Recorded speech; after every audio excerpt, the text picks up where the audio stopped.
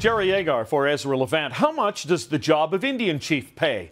Is that any of our business? Perhaps, given the chiefs are calling for and claiming to be subject to transparency, it's a legitimate question. The Canadian Taxpayers Federation is asking, and their Colin Craig joins me now. Colin, it has become, I think, a very legitimate question to ask. Well, absolutely. I mean, a lot of the chiefs and councillors out there on reserves are getting paid with public dollars, so it's fair for taxpayers to ask what's going on. But we also hear quite often from grassroots band members saying, hey, we want to know how much your chiefs and councillors are making, and in many cases they've been refused the information. Well, and as you point out, and we're going to have some numbers here that we can put up on the screen, that the chiefs are paid from more than one source, and in some cases maybe it's a little difficult actually to determine what the total is. You have on this chart here some question marks: the Assembly of Manitoba Chiefs, the Tribal Council Investment Group. Are you saying it's possible they actually contributed as well to Chief Glenn Hudson, but you don't know? Oh, it is possible. And you've got a great graphic here. I mean, this is the chief from the Peguis Reserve in Manitoba. So this is an example of what we're talking about. You can see he gets money from his own community, about $111,000 tax-free. And then he gets another $82,000 or so in travel expenses, some of which could actually be pay for traveling as well. We're not sure.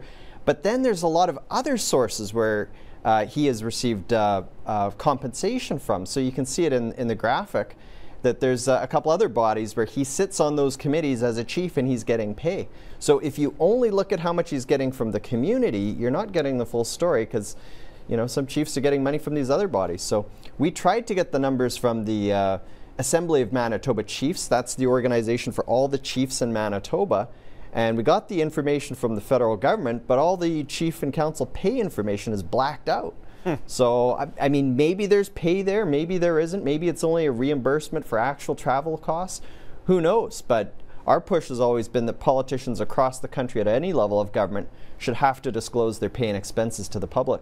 Well, absolutely, and they are politicians, and I think sometimes people forget that, and my suspicion would be, now this is just me, but if there were numbers redacted, if you got documents with blacked out portions, then I think we can assume that there is more money. Otherwise they would knowing what you're trying to put together, they would disclose that it was nothing. And I think it's important to re-emphasize something you just mentioned in passing. This is tax-free compensation. So when you compare it to another politician, and we'll do so with the Premier of the province of Manitoba, you're talking about having to add back in as to what kind of salary that would be for pretty much anybody else.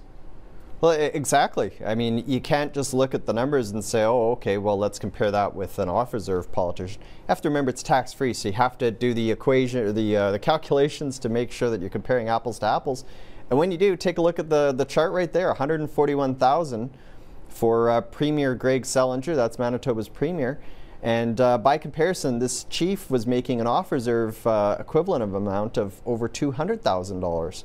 And what are all those travel expenses for? Because, if you're a chief in Nunavut, then you might have to have some pretty hefty travel expenses. It's expensive to travel out of a place like that if you are going to go to Ottawa or someplace. But we're talking about a chief here who lives probably not that bad a drive outside of Winnipeg. Yeah, it's not too far. I mean, this isn't one of the extremely remote communities where you could understand, okay, it's $1,000 just to get there by flight. I mean, this is a community that's, I believe it's about a 2-hour drive from Winnipeg.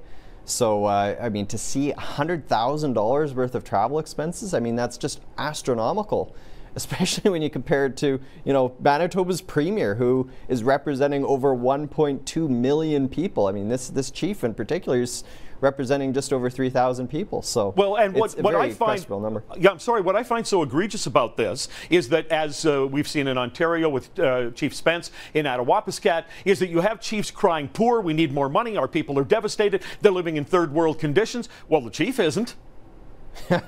Not in this case. I mean, this guy is known for having a high salary. We worked with some whistleblowers from the community a few years ago. The numbers were even worse back then. I mean, he was making more than the Prime Minister of the country. Now he appears to only be making more than the Premier. So things are getting mildly better. So this, there's a tiny bit of good news there. It's not as good as what we've seen in some other communities where the numbers get exposed. These guys get outed for how much they're making, and then they get turfed at the next election.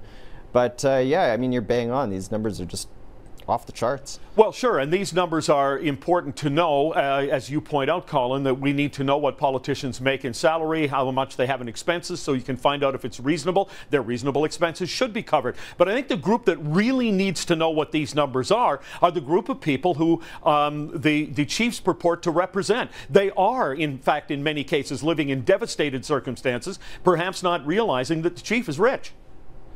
Exactly. I mean, we've uncovered or helped uncover many cases where chief and councillors were making huge sums of money, like just off the charts, you know, to the point where you wonder how they're sleeping at night when so many of their people are just living in squalor. Comfortably, it's how they're sleeping at night. Yeah, and we expose what's going on, and then, you know, the band members are just, you know, so like irate because they had no idea what was happening.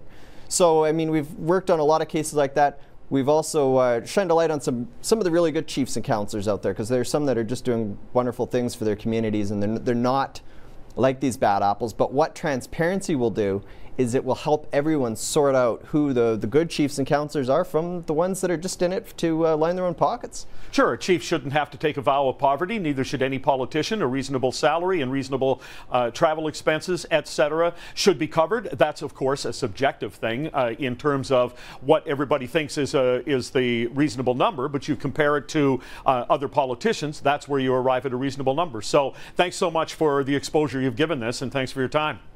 Well, thanks a lot, Jerry. Good to have you. Now,